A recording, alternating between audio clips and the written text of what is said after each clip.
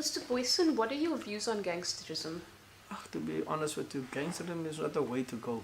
That's a full stop, and it's a stop street. There's no future in gangsterism. Okay. And is there any other message you'd like to get across or out there? For the youngsters to be out there, I mean, it's easy for people or gangsters to indoctrinate them, but for future references, I will say rather go the legitimate way instead of being role models of persons, being top gangsters or gangsterism. That will not be the way to go. But where the people come on with this gangsterism and gangster stuff, they must come and prove it to me, because maybe I don't have a lot of friends in the police, and that's why they can point fingers, because they're pointing the finger away from them.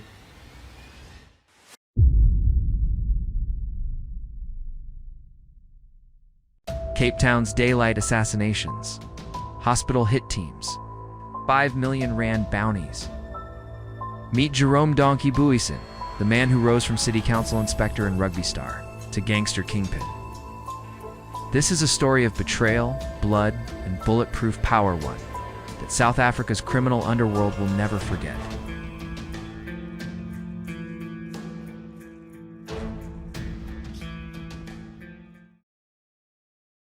Born in the Cape Flats during the mid-1960s, Jerome Booysen had anything but a criminal start. He was a gifted rugby back, admired in his community. For 2 decades, he worked as a building inspector for the city of Cape Town, a quiet, respected public servant.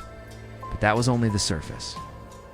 In the early 1990s, Booysen and his brothers Colin and Michael formed the Sexy Boys gang. It started small, nightclub bouncers, muscle for hire, township laborers. But behind the scenes, they were creating something much bigger. Property partnerships with Mark Lifman. Connections to figures like Yuri Yulianitsky, who would be gunned down in 2007. The line between businessman and gangster began to blur.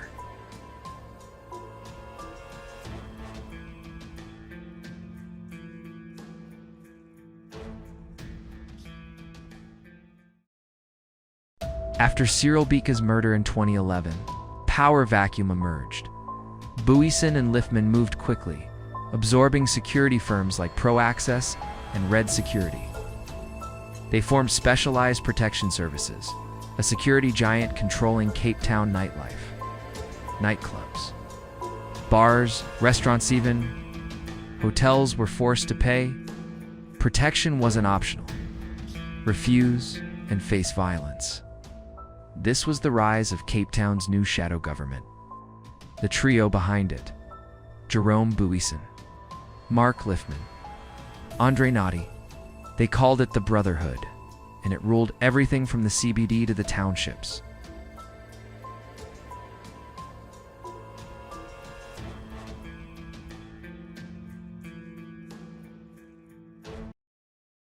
But power doesn't come without enemies. Even inside your own bloodline, Jerome's brother, Colin, was cut out of the drug trade around 2013. What followed was a brutal gang war between the Booysen brothers. June 2017, Marwan Dinky Desai and Shameen Mohammed, both murdered. December 2017, Mark bin Laden Groenewald, another casualty. This wasn't just gang violence, this was civil war. Jerome and Naudé launched armed visits to clubs, demanding loyalty. Those who resisted, silenced. The Sexy Boys now aligned with the feared 27's prison gang, backed by guns and blood.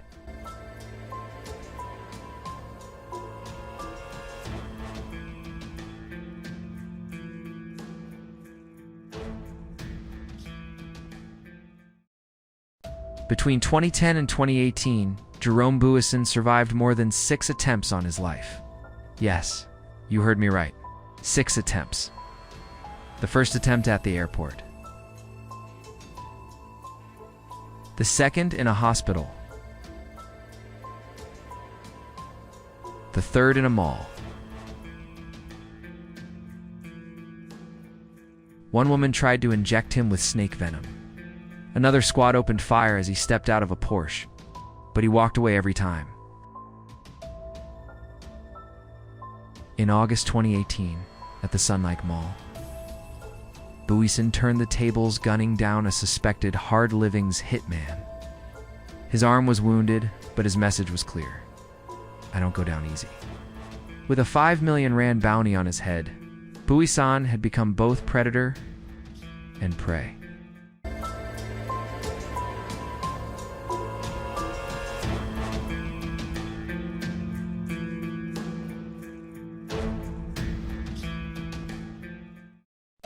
December 2017, Brian Steroid King Wainstein is executed in his luxury home. Booysen, Lifman, Naudé, Colin Booysen, and William Red Stevens are named as suspects. In 2021, Jerome is arrested by the Hawks.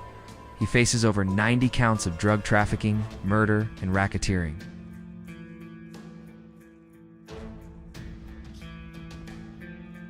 The weapon of choice? Mandrax, a syndicate spanning provinces. Booysen's asset Satan properties are frozen by authorities. Court documents reveal coded phone calls, encrypted messages, and witness intimidation. The state prepares for war in the Western Cape High Court.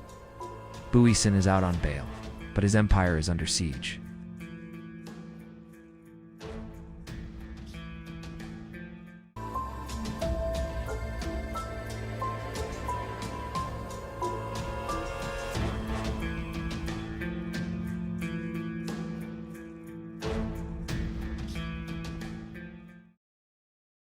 Since the arrests, 5 co-accused have been killed. William Stevens shot. Andre Naudé gunned down in Poirot in June 2025. Mark Lifman executed. Vanderwatt executed. Motts disappeared. They called it house cleaning. Prosecutors say the trial will go ahead, but some say the Brotherhood is dismantling itself. Fear grips Cape Town. In court, Jerome remains calm, smiling, laughing, even celebrating birthdays with champagne and cash showers. Outside, nightclub owners still whisper his name, and construction firms in Belhar report harassment from the sexy boys. Jerome Donkie Booysen is no longer just a gangster. He's a legend, a myth, a brand. He's the sheriff of Cape Town, ruthless, calculating, bulletproof, and still untouchable. As 2025 draws on, his trial hangs in the balance. His enemies are gone, and the Brotherhood may be stronger than ever. The question is, who's next?